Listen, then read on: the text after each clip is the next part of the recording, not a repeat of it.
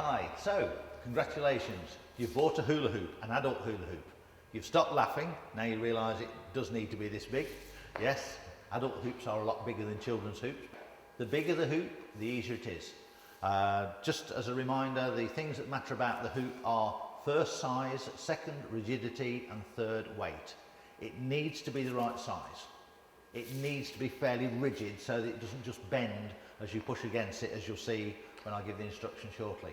And also it needs to have a bit of weight because that helps the momentum as well as helping to break down those fat cells as it goes around here. 1.5 pounds, 60 to 80 times a minute going around the tummy and the sides. Think what it's doing to those nasty little fat cells there, breaking them down. Okay, so adult hula hoop, it's bigger, it's heavier, it's rigid. But we now need to know how to use it because there's two things to hooping. First, you need the correct hoop. Second, you need the correct technique. I will now show you the technique. To start with, you stand tall with your shoulders back and head up. You take half a pace forward, but you keep your weight on your back leg so you're leaning slightly backwards. To prove it, I can lift that front foot up and down. There's no weight on it. My weight is on my back leg. To keep a hoop going, you have to push the hoop with your tummy. But don't move your hips. Don't just rock your hips forward and backwards because the hoop will settle on the part of the body that's moving, meaning it will drop down to the hips. And once it gets to your hips, guess what? It's probably going to carry on going down. So you need to arch your back and push your tummy out. But you'll notice I'm keeping the shoulders still. So arch the back, push with the tummy. The hoop should be rolling across your tummy button and halfway up your side. Don't let it hit your hip bones, it will bruise. Don't let it hit your lower ribs, it will bruise. So you've got about that much in between, that soft fleshy part there, to get the hoop running in. So aim for your belly button and round the sides, but each time the hoop touches your tummy, you give it a push. Okay, how do we get there? How do we start? First thing is, place the hoop around your waist. You'll notice it's in the small of my back. Not up here. Don't start high so that it's got somewhere to go down. Start in the correct place in the small of your back. I've got 1 foot, half a pace forward, but my weight is on my back leg. You'll see now I'm holding the hoop if you look at around about 20 minutes to 4 position, if that was a clock. Not 2:45 to 3 and not 25 minutes, it's 5. 20 to 4, okay? 25 minutes to 5, the hoop hangs down. 2:45 to 3, you can't push properly because you're pushing too far away from your body. So the 20 to 4 position is ideal. Now I hoop to the left, so I'm going to push the hoop round to my left. I'll show you how I do that and then I'll explain. You see how the hoop went round there nicely? Watch my right hand. This is important. A lot of people just go like that and let go and the hoop drops. You must push until your hoop touches your tummy. And you'll notice my hand actually doesn't just touch my tummy, it wipes across, it pushes the hoop across. Let me demonstrate. Okay? Now if you push the hoop slowly, it starts to drop straight away. If you push it fast, it will stay up longer without me pushing my tummy before it starts to drop. This is what we want. The word I use is zing. Zing the hoop around as fast as you possibly can. But remember I said to push with this hand until your hand touches and in fact wipes across your tummy button.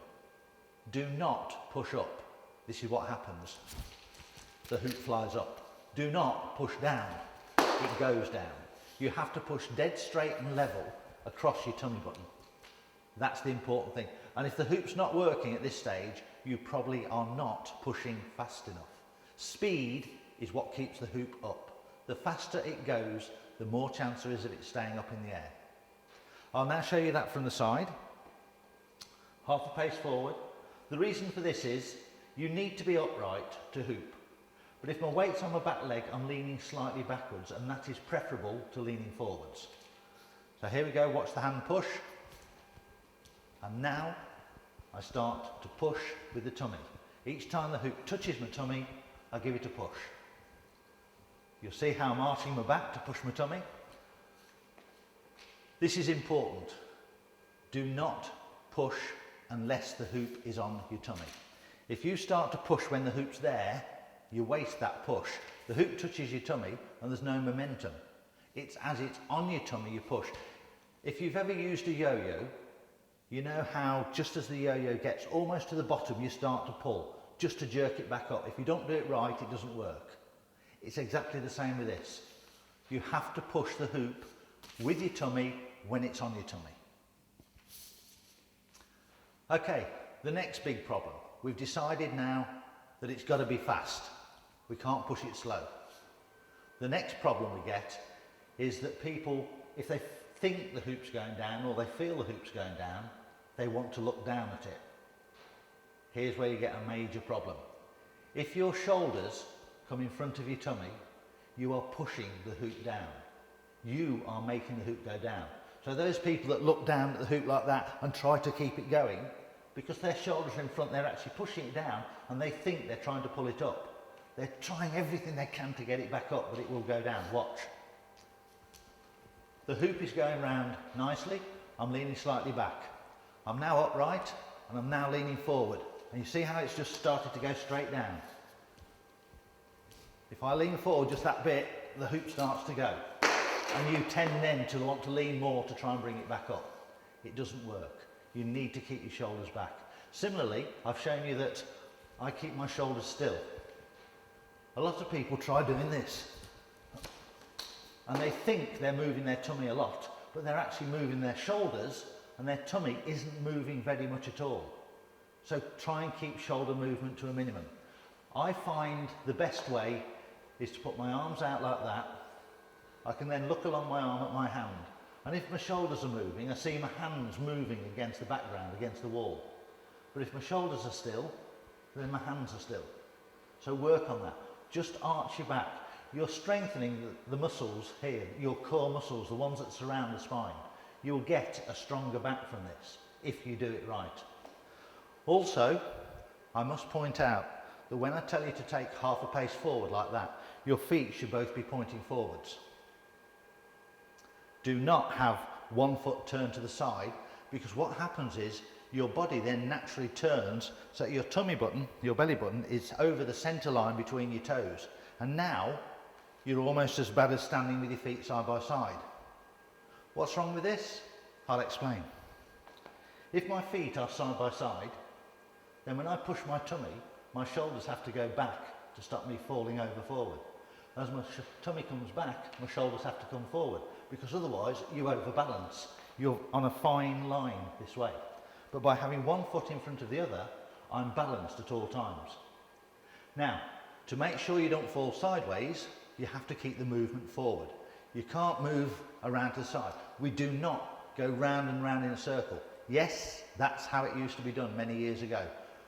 In the 50s, when children were buying these toy plastic hoops and having a go, everyone thought you went round and round. In fact, that's why it's called a hula hoop. The name hula hoop was brought out by the Whammo company in 1958 when they designed, not invented, designed the hoop in plastic. Prior to that, it had been made in cane or dried reeds or whatever.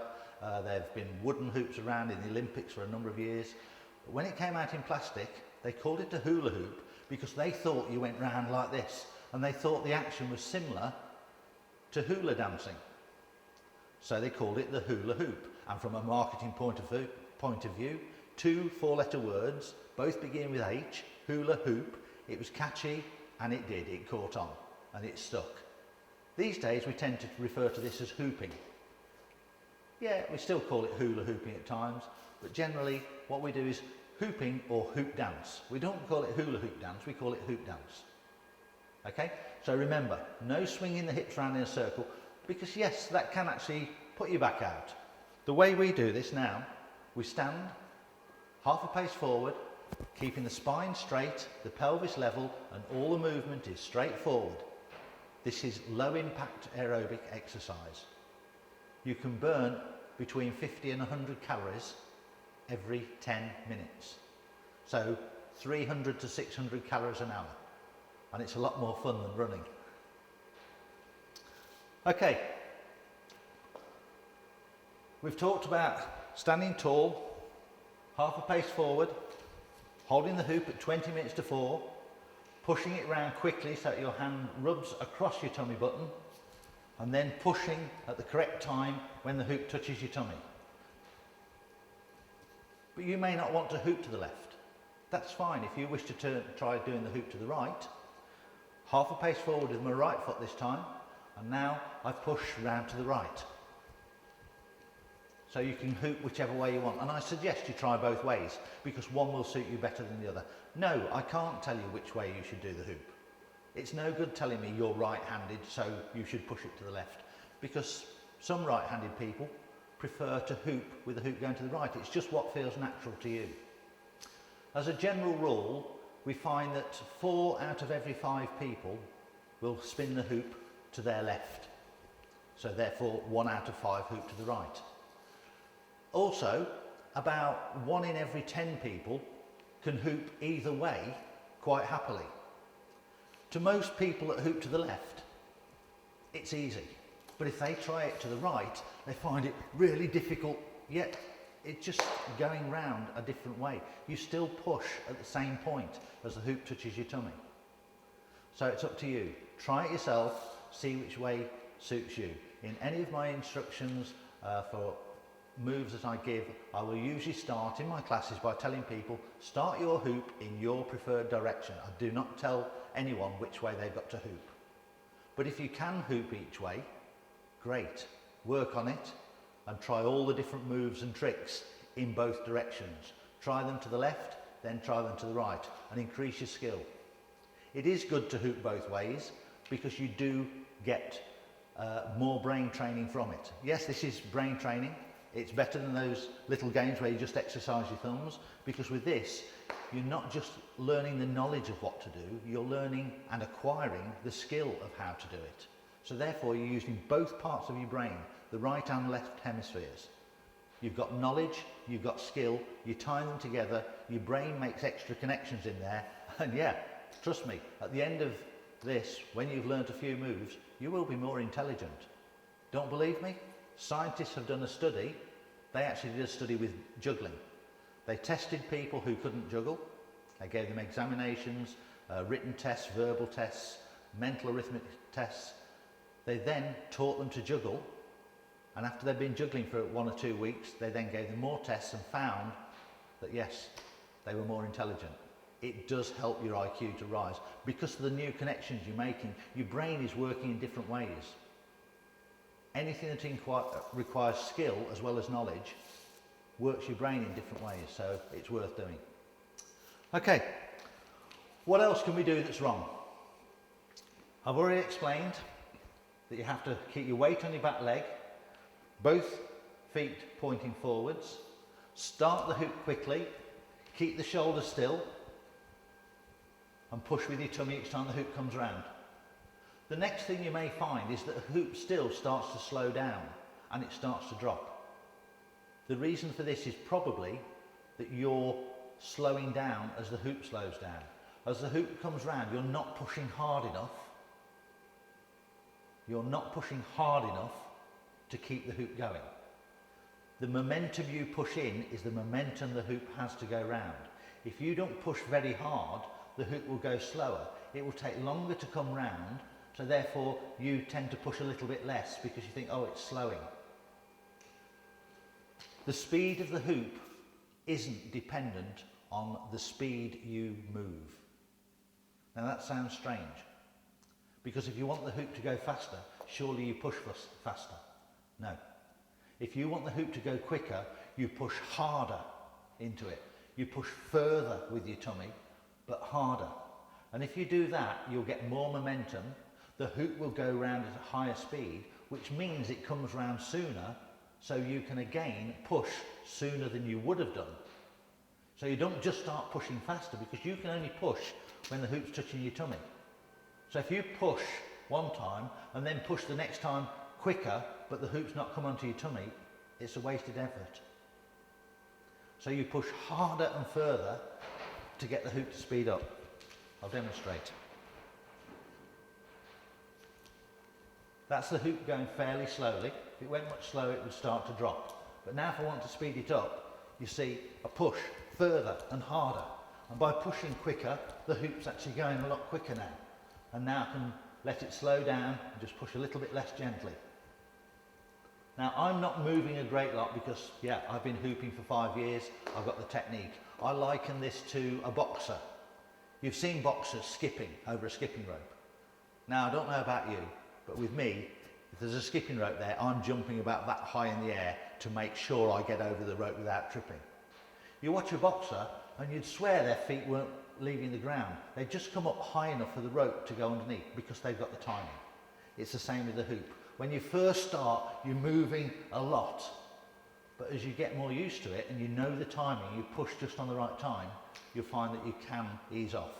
So it may seem hard work at first when you start hooping, but within 5 or 10 minutes, you'll find a natural rhythm and you'll slow and you'll ease and it will be better. So, hula hooping for adults, you can do it. Nice and tall, shoulders back, weight on the back foot, hoop going round, just pushing at the correct time, keeping those shoulders still, arms out to have a look. If you have any problems, re-watch this video and try again.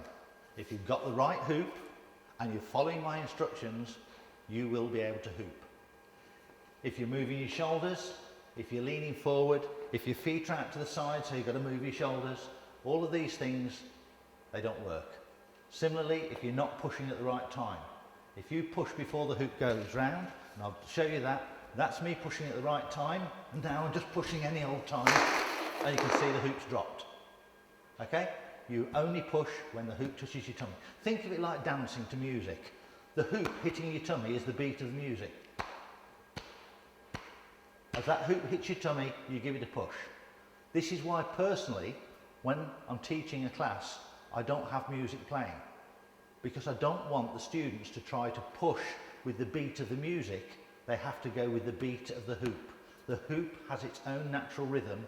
You need to go with that. And a class full of different people of different body sizes, the hoops will be going around at different speeds because the hoop's got further to go on some people and less far to go on others. So yes, hoop size does matter. Size 8, 10, you'll manage with maybe a 38, 39 inch. Size 10, 12, 14, you'll manage with a 40-inch hoop. Maybe a size 16 lady would also manage with that. You might be looking at going to 42 inch. I use a 45-inch hoop because it's slower, it's easier for me to demonstrate, and it looks more graceful in performance because I'm a man, and those men aren't quite as graceful as you ladies. You'll notice at the back I have an even larger hoop.